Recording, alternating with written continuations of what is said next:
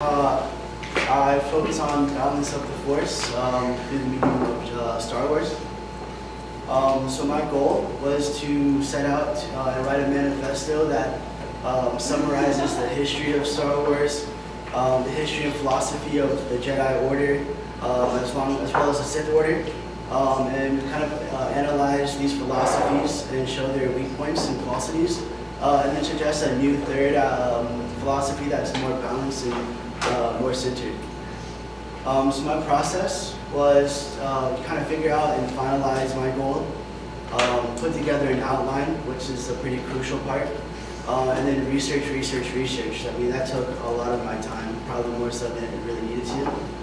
And then, we have to write each section bit by bit. You have to take it, one bite at a time. And then you get no sleep, obviously, because that's what it's all about. And you gotta persevere.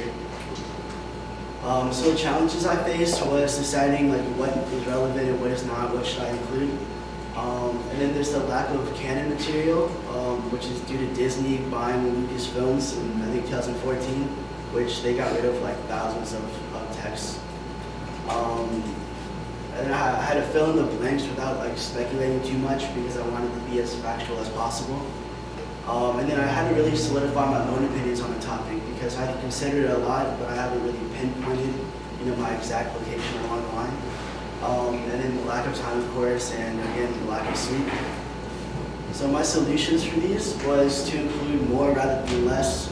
There's no reason to exclude information if it's even possibly relative.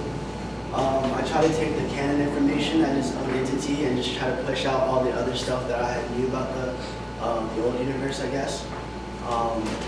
And then for the speculation, I tried not to guess and just analyze instead. I had to take my time during the research phase, which used to probably too much of the time. But that led my opinions to grow more firm or adapt with each step. When I started the long time, I had to redouble my efforts and focus more on the finalization of it than the process. And then you have to take self-care with food and water, and you can't burn yourself out. And I had to stay balanced within myself to accomplish this. My result was that I finished my goals. It's about 30 pages and over 8,000 words. So I'm pretty happy with that.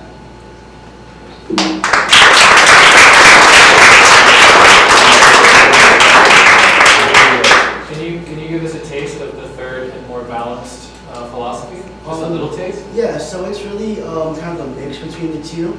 Whereas the Jedi believe in knowledge and harmony and things like that, whereas the Sith believe in power and strength, and through that you can gain victory, which will free you.